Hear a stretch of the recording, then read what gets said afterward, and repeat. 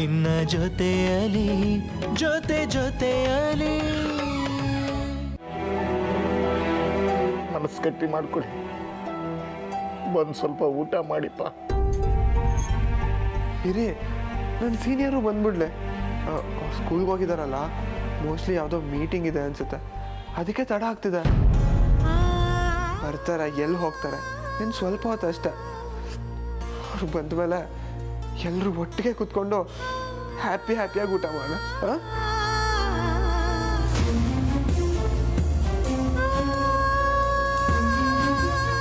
ಅರ್ಥ ಮಾಡ್ಕೊಳ್ಳೋದವ್ರೆ, ಅವಳು ಬರಲ್ವಾ? ಯಾಕೆ ಬರಲ್ಲ ನೋಡಿ, ಅಲ್ಲಿ ಗೇಟ್ ಸೌಂಡ್ ಆಗ್ತಾ ಇದೆ. ಅವ್ರು ಬರ್ತಾರೆ, ಇನ್ನೇನು ಸ್ವಲ್ಪ ಹೊತ್ತು ಹಾಲಲ್ಲಿ ಕಾಣಿಸ್ಕೋತಾರೆ. ಆಮೇಲೆ ರೂಮ್ಗೆ ಡ್ರೆಸ್ ಚೇಂಜ್ ಮಾಡೋಕ್ಕೆ ಅಂತ ಹೋಗ್ತಾರೆ. ಅಲ್ಲಿಂದ ಫ್ರೆಶ್ ಅಪ್ ಆಗಿ ಬಂದು ತಗಡು ಊಟಕ್ಕೆ ಬರೋ ಅಂತ ಕರೀತಾರೆ. ಅವ್ರು ಬರ್ತಾರೆ ಚಿನ್, ಅವ್ರು ಬಂದೇ ಬರ್ತಾರೆ. ಅವ್ರು ಬರ್ತಾರೆ. ಅಡಿಯದ್ರೆ ಹೀಗೆ ಆಡಬೇಡಿ, ನನಗೆ ಭಯ ಆಗುತ್ತೆ. ಅವಳು ಸತ್ತು ಹೋಗಿದ್ದಾಳೆ. ಬಿಡ್ತು ನಿಮ್ಮವ. ನನ್ನ ಶಾಲಿನಿ ನನ್ನನ್ನು ಅಷ್ಟು ಸುಲಭವಾಗಿ ಬಿಟ್ಟೋಗೋದಕ್ಕೆ ಸಾಧ್ಯನೇ ಇಲ್ಲ. ಅದೆಲ್ಲ ಸುಳ್ಳು. ಅವ್ರು ಸತ್ತಿದ್ದು, ನೀವು ಹೊತ್ತಿದ್ದು, ಅವ್ರನ್ನ ದಫನ್ ಮಾಡಿದ್ದು ಎಲ್ಲ ಸುಳ್ಳು, ಎಲ್ಲ ಕೆಟ್ಟ ಕನಸು. ಕನಸಲ್ಲಾರದು ಸತ್ತೋದ್ರೆ ಅವ್ರ ಆಯಸ್ಸು ತುಂಬಾನೇ ಜಾಸ್ತಿ ಅಂತ. ಹಂಗೆ ಸೀನಿಯರ್ಗೂ ಆಯಸ್ಸು ತುಂಬಾನೇ ಗಟ್ಟಿ. ಅವ್ರು ಇನ್ನೇನು ಬಂದ್ಬಿಡ್ತಾರೆ, ಸ್ಕೂಲಿಂದ ಇನ್ನು 10 ನಿಮಿಷದಲ್ಲಿ ಬರ್ತಾರೆ. ಈಗ ಬಂದೇ ಬರ್ತಾರೆ.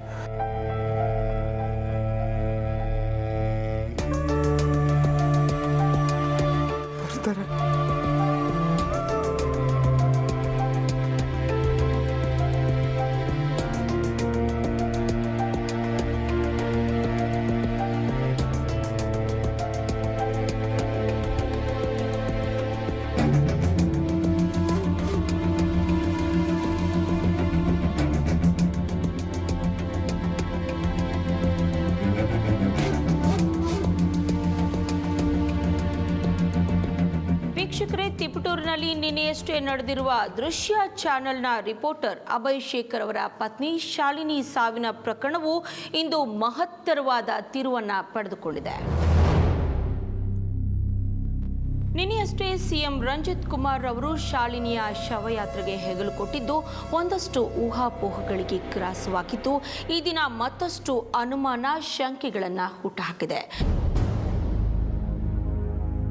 ಅಯ್ಯೋ, ಇವ್ರ ಮನೆ ಹಾಳಾಗ ಇದೇನ್ ಸುದ್ದಿ ಮಾಡ್ತಾ ಇದ್ದಾರೆ ಇವರು?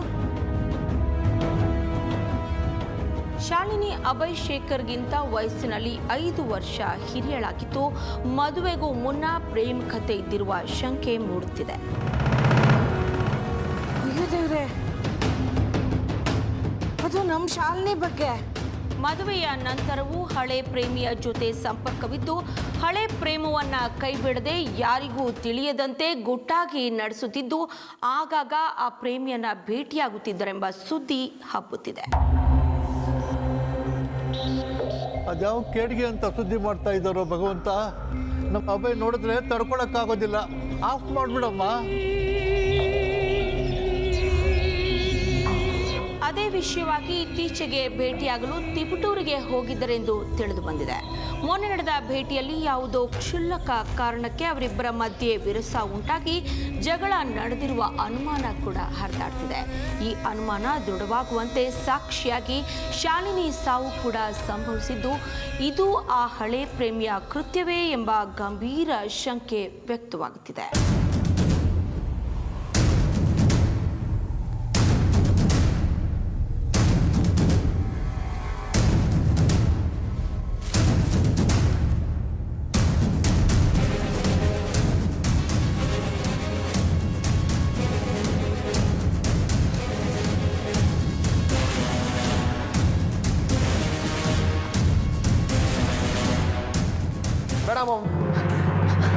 ಕಣೋ ಪುಟಾಣಿ, ಅದು ಅಥವಾ ಇನ್ನೊಂದೆಡೆ ತಾನೇ ಈ ಗಲಾಟೆಯಿಂದ ಮನನೊಂದು ಆತ್ಮಹತ್ಯೆ ಮಾಡಿಕೊಂಡಿರುವ ಬಗ್ಗೆಯೂ ವದಂತಿಗಳು ಹರಿದಾಡುತ್ತಿವೆ. ಈ ಬಗ್ಗೆ ಇನ್ನೂ ಹೆಚ್ಚಿನ ಮಾಹಿತಿ ಕಲೆ ಹಾಕುತ್ತಿರುವ ಪೊಲೀಸರು ಇದು ಕೊಲೆಯೋ ಅಥವಾ ಆತ್ಮಹತ್ಯೆಯೋ ಎಂಬುದನ್ನು ಇನ್ನಷ್ಟೇ ದೃಢಪಡಿಸಬೇಕಾಗಿದೆ.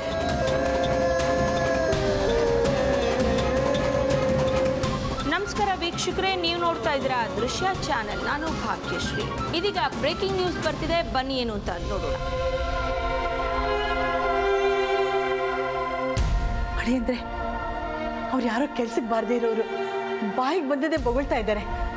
ನೀವು ಅದಕ್ಕೆಲ್ಲ ತಲೆ ಕೆಡಿಸ್ಕೋಬೇಡಿ. ಹೋಗಿ, ನೀವು ಒಳಗಡೆ ಹೋಗಿ. ಪುಟಾಣಿ, ಸುದ್ದಿ ಮಾಡೋಕ್ಕೋಸ್ಕರ ಎಂಥ ಕೆಳಮಟ್ಟಕ್ಕೆ ಬೇಕಾದರೂ ಇಳಿತಾರೆ. ನೀನು ಇದಕ್ಕೆಲ್ಲ ತಲೆ ಕೆಡಿಸ್ಕೋಬೇಡ. ನೀನು ನಡಿಪ್ಪ ಒಳಗೆ. ಇವ್ರುಗಳಿಗೆ ಯಾರಿಗೂ ಮನುಷ್ಯತ್ವನೇ ಇಲ್ವಾ ಮಾಮ್? ನನ್ನ ಸೀನಿಯರ್ ಬಗ್ಗೆ ಇಷ್ಟು ಚೀಪಾಗಿ ಅವ್ರಗಳ ಮನೇಲೂ ಹೆಣ್ಮಕ್ಳು ಇರ್ತಾರಲ್ವಾ? ಅವ್ರ ಬಗ್ಗೆ ಯಾಕೆ ಹಿಂಗೆ ಸುದ್ದಿ ಮಾಡಲ್ಲ ಇವರು? ಚಿನ್ನ, ರಂಜಿತ್ ಚಿನ್ನನ ಈ ಮಟ್ಟಕ್ಕೆ ಇವ್ರು ಹೊಲ್ಸಿನ ಸುದ್ದಿಗಳಿಗೆ ಸತ್ತು ಹೋದವ್ರನ್ನ ಕಿತ್ತು ತಿನ್ನೋ ಹದ್ದುಗಳಿಗೂ ಇವ್ರಿಗೂ ಯಾವುದೇ ವ್ಯತ್ಯಾಸ ಇಲ್ಲ. ನನ್ನ ಶಾಲಿನಿ ಕ್ಯಾರೆಕ್ಟರ್ ಬಗ್ಗೆನೇ ಸಮಾಧಾನ ಮಾಡ್ಕೋ ಪುಟಾಣಿ, ಸಮಾಧಾನ ಮಾಡ್ಕೋ. ಯಾರೋ ನಮ್ಗೆ ಆಗ್ದವ್ರು ಹೀಗೆಲ್ಲ ಸುದ್ದಿ ಹಬ್ಬಿಸ್ತಾ ಇದ್ದಾರೆ. ನಮ್ಮನೆ ಬಂಗಾರ ಏನು ಅಂತ ನಮಗೆ ಗೊತ್ತಿಲ್ವಾ? ಅದು ಅವ್ರಿಗೂ ಗೊತ್ತಾಗ್ಲೇಬೇಕು ಮಾಮ್, ಗೊತ್ತಾಗ್ಲೇಬೇಕು. ಸಾವಿನ ಮನೇಲಿ ಶತ್ರುಗಳು ಕೂಡ ಒಳ್ಳೆ ಮಾತೆ ಆಡಬೇಕು ಅಂತಾರೆ. ಅಂಥದ್ರಲ್ಲಿ ನನ್ನ ಸೀನಿಯರ್ ಮಾನ ಮರ್ಯಾದೆನ ಈ ಮಟ್ಟಕ್ಕೆ ಹರಾಜು ಹಾಕೊಂಡು ಅವ್ರ ಕ್ಯಾರೆಕ್ಟರ್ ಬಗ್ಗೆನೇ ಇಷ್ಟು ಚೀಪಾಗಿ ಸುದ್ದಿ ಮಾಡ್ತಾರೆ ಅಂದ್ರೆ ಅದು ನಮ್ದೇ ಚಾನಲ್ ಅವರು.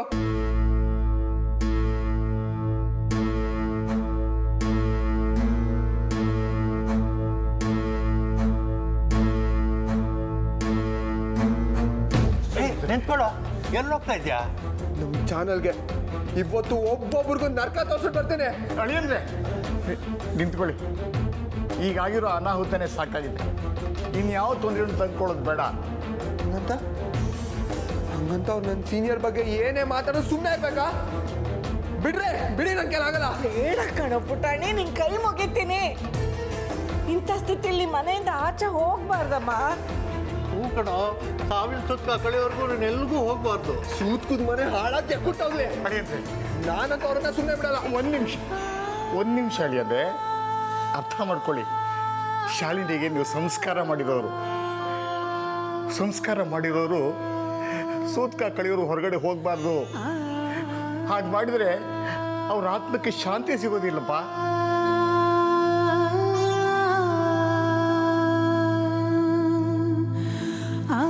ಹೂ ಕಣ ಮಗನೆ, ಸೂತ್ಕ ಕಳೆಯೋವರೆಗೂ ಅವಳ ಆತ್ಮ ನಮ್ಮ ಸುತ್ತಾ ಇರುತ್ತಂತೆ. ಇಂಥ ಸ್ಥಿತಿಲಿ ನಿನ್ನ ಮನೆಯಿಂದ ಆಚೆ ಹೋದ್ರೆ ಅವಳ ಆತ್ಮಕ್ಕೆ ಶಾಂತಿ ಸಿಗೋದಿಲ್ಲ ಪುಟ್ಟ. ಕಟ್ ಹಾಕ್ತಿದ್ಯಾ ಮಾಮ್ ನೀನು? ಸೀನಿಯರ್ ಆತ್ಮ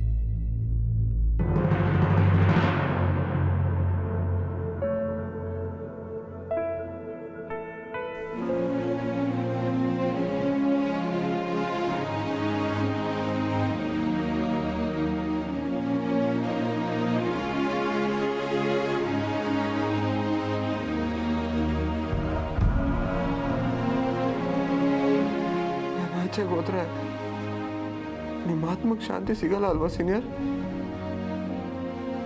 ಆಯ್ತು, ನಾನು ಸದ್ಯಕ್ಕೆ ಆಚೆಗೆ ಹೋಗಲ್ಲ. ಸಂತೋಷನಾ? ಹಾಂ,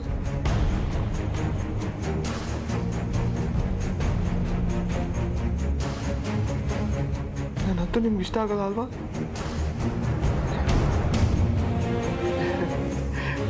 ನಗ್ತಾ ಇದ್ದೀನಿ ಸೀನಿಯರ್. ಓಕೆನಾ? ಹಾಂ,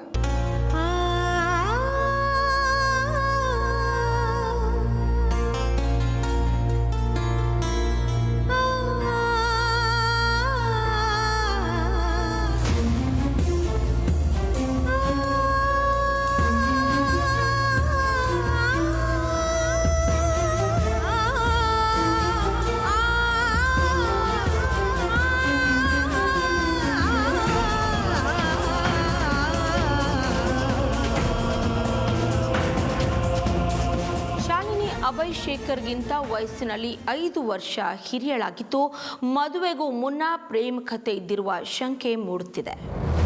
ಮದುವೆಯ ನಂತರವೂ ಹಳೆ ಪ್ರೇಮಿಯ ಜೊತೆ ಸಂಪರ್ಕವಿದ್ದು, ಹಳೆ ಪ್ರೇಮವನ್ನ ಕೈಬಿಡದೆ ಯಾರಿಗೂ ತಿಳಿಯದಂತೆ ಗುಟ್ಟಾಗಿ ನಡೆಸುತ್ತಿದ್ದು, ಆಗಾಗ ಆ ಪ್ರೇಮಿಯನ್ನ ಭೇಟಿಯಾಗುತ್ತಿದ್ದರೆಂಬ ಸುದ್ದಿ ಹಬ್ಬುತ್ತಿದೆ. ಅದೇ ವಿಷಯವಾಗಿ ಇತ್ತೀಚೆಗೆ ಭೇಟಿಯಾಗಲು ತಿಪಟೂರಿಗೆ ಹೋಗಿದ್ದರೆಂದು ತಿಳಿದು ಬಂದಿದೆ. ಮೊನ್ನೆ ನಡೆದ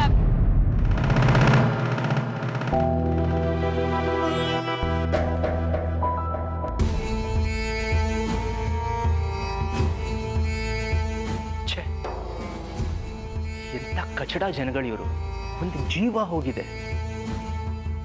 ಓಕೆ, ಯೋಚನೆ ಮಾಡೋದು ಬಿಟ್ಟು ಇಷ್ಟು ಚೀಪಾಗಿ ನ್ಯೂಸ್ ಮಾಡ್ತೀಯಾರೆ.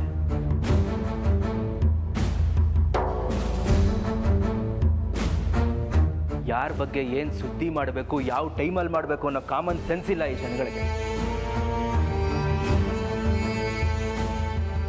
ನನ್ನ ಪಾವನಿ ಬಗ್ಗೆ ಇಷ್ಟು ಥರ್ಡ್ ಕ್ಲಾಸ್ ಆಗಿ ಮಾತಾಡ್ತಾರಲ್ಲ, ಎಂಥ ಹೇಸಿಗೆ ಜನಗಳ ಪಾಪ ಇವರು.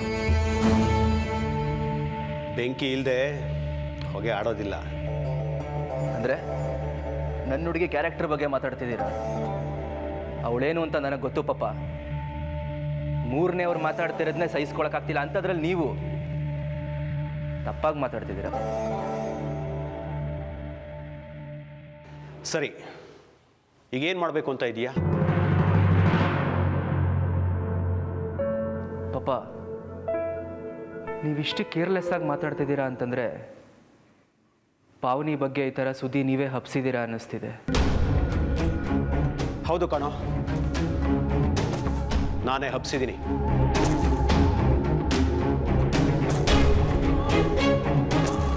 ಅದೇನೋ ಹೇಳ್ತಾರಲ್ಲ, ಅನಿಷ್ಟಕ್ಕೆಲ್ಲ ಶನೀಶ್ವರನೇ ಕಾರಣ ಅಂತ. ಹಾಗಾಯಿತು. ಆ ರಿಪೋರ್ಟರ್ ಹೆಂಡತಿಗೆ ಏನಾದರೂ, ಅದೇ ಆ ನಿನ್ನ ಎಕ್ಸ್ ಲವರ್ಗೆ ಏನಾದರೂ ನಾನೇ ಕಾರಣ ಅಲ್ವಾ? ನೋಡೋ, ಇಂಥ ಕೆಲಸಗಳೆಲ್ಲ ಮಾಡ್ಕೊಂಡು ಕೂತ್ಕೊಳ್ಳೋದು ನನಗೆ ಪುರ್ಸತ್ತಿಲ್ಲ. ನಾನೊಬ್ಬ ಜವಾಬ್ದಾರಿ ಇರೋ ಮನುಷ್ಯ. ಅದು ನಿನ್ನ ಹುಡುಗಿ ವಿಷಯದಲ್ಲಿ ಹೀಗೆ ಮಾಡ್ತೀನಿ ನಾನು? ನೆವರ್. ಹಾಗಲ್ಲ ಪಾಪ, ಬೇಜಾರು ಮಾಡ್ಕೋಬಿಡಿ. ಅದು ನನ್ನ ಪಾವನಿ ಬಗ್ಗೆ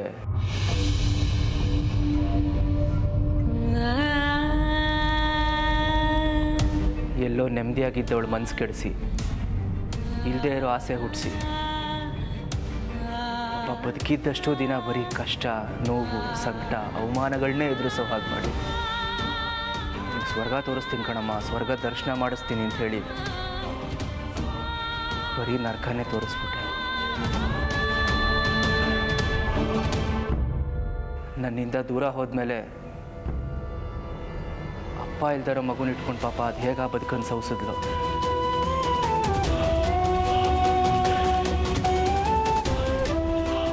ಕೊನೆ ಒಳ್ಳೆ ಹುಡುಗನ ಕೈ ಹಿಡಿದು ಅವಳ ಜೀವನ ಸೆಟ್ಲಾಯಿತು, ಸುಖವಾಗಿದ್ದಾಳೆ ಅನ್ನೋ ಟೈಮಿಗೆ ಸತ್ತೇ ಹೋದ್ಲು. ಬದುಕಿರ್ಬೇಕಾರಂತೂ ನೆಮ್ಮದಿ ಸಿಕ್ಕಲಿಲ್ಲ. ಕೊನೆ ಪಕ್ಷ ಸತ್ತ ಮೇಲಾದರೂ ನೆಮ್ಮದಿಯಾಗಿರ್ತಾಳೆ ಅಂದರೆ ಈ ಜನಗಳು ಬಿಡಲ್ಲ. ಹದ್ದು ಥರ ಅವ್ರ ಕ್ಯಾರೆಕ್ಟ್ರನ್ನ ಕಿತ್ತು ಕಿತ್ತು ತಿಂತಾ ಇದ್ದಾರಲ್ಲ ಪಾಪ. ನೋಡ್ಕೊಂಡು ಹೆಂಗೆ ಸುಮ್ಮನಿರಲಿ ಹೇಳಿ ನಾನು? ಏನು ಮಾಡ್ತೀಯ ಈಗ? ಶಾಲಿನಿ ತುಂಬ ಒಳ್ಳೆಯವಳು, ಪತಿವ್ರತೆ ಅಂತ ಅವಳು, ಅವಳಲ್ಲಿ ಯಾವುದೇ ಕಳಂಕ ಇಲ್ಲ ಅಂತ ಹಣೆಗೆ ಬೋರ್ಡ್ ಹಾಕೊಂಡು ತಿರುಗ್ತೀಯಾ? ಪಾಪ ನಿಮ್ಗೆ ಯಾಕೆ ನನ್ನ ಮಾತು ಅರ್ಥ ಆಗ್ತಿಲ್ಲ? ಪಾವನಿ ಎಂಥವಳು, ಅವಳು ಯಾವ ವಿಷಯದಲ್ಲಿ ಬೆಂಕಿ ಥರ ಇದ್ದು ಅಂತ ನನಗೆ ಚೆನ್ನಾಗಿ ಗೊತ್ತು. ಈಗ ಅವಳ ಬಗ್ಗೆ ಏನು ನ್ಯೂಸ್ ಬರ್ತಿದೆ ಅದರಲ್ಲಿ ಶುದ್ಧ ಸುಳ್ಳು. ಅವಳ ಕ್ಯಾರೆಕ್ಟರ್ಗೆ ಮಸಿ ಬಳಿಬೇಕು ಅಂತ ಯಾರೋ ಹುಟ್ಟಾಕಿರೋ ಕಟ್ಟು ಕತೆ ಪಾಪ.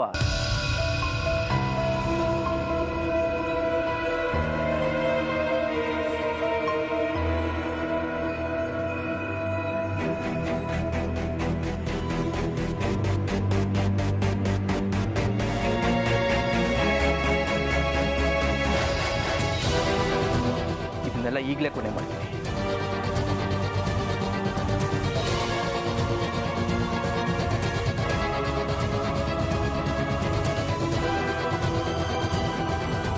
ನೋಡ್ರಿ, ನೀವೇನು ಮಾಡ್ತೀರಾ ನನಗೆ ಗೊತ್ತಿಲ್ಲ.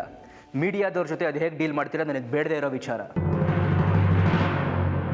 ರಿಪೋರ್ಟ್ರು ಅಭಯ್ ಶೇಖರ್ ವೈಫ್ ಬಗ್ಗೆ ಬರ್ತಾ ಇರೋ ರೂಮರ್ಸ್ ಇಮಿಡಿಯೇಟಾಗಿ ಸ್ಟಾಪ್ ಆಗಬೇಕು. ಅವ್ರ ಬಗ್ಗೆ ಆಗ್ತಿರೋ ಅಪಪ್ರಚಾರ ಆಗಲಿ, ನೆಗೆಟಿವ್ ಕಮೆಂಟ್ಸ್ ಆಗಲಿ ಕೂಡ್ದು. ಈ ಕೂಡಲೇ ಇದನ್ನು ಮಾಡಿ ನನಗೆ ಇನ್ಫಾರ್ಮ್ ಮಾಡಿ.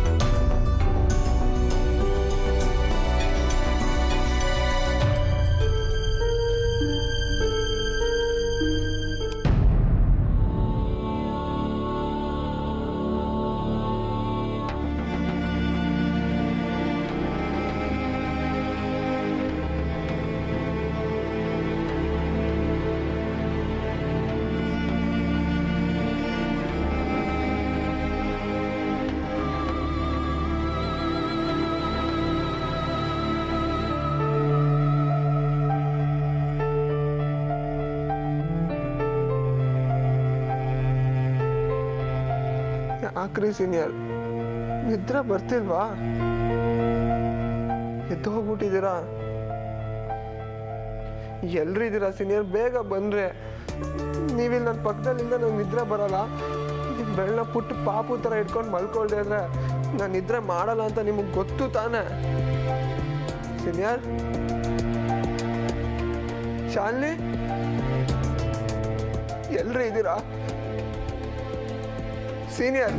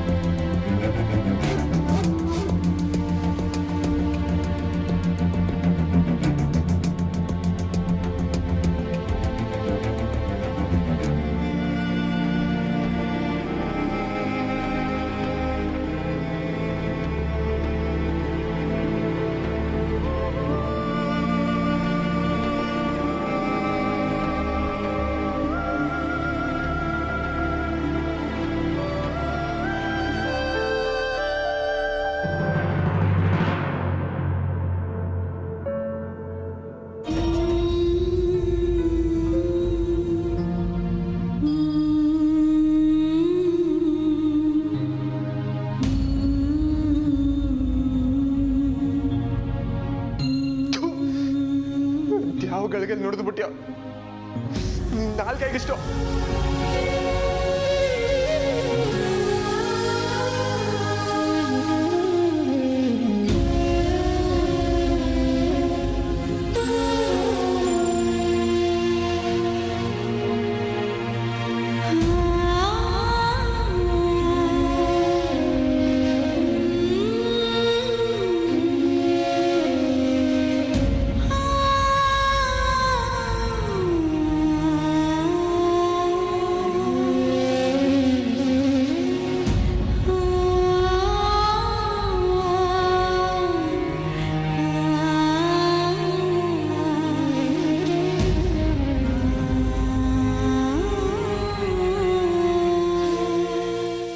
ಈಗಲೂ ಹಿಂಗೆ ರಾತ್ರಿ ಪೂರ್ತಿ ಕಾಯ್ತಾ ಇರ್ತೀನಿ. ಬಾಗಿಲು ತಕ್ಕೊಂಡೆ ನೀವು ಬರೋವರೆಗೂ ಕಾಯ್ತಾ ಇರ್ತೀನಿ. ನೀವು ಬರಲೇಬೇಕು,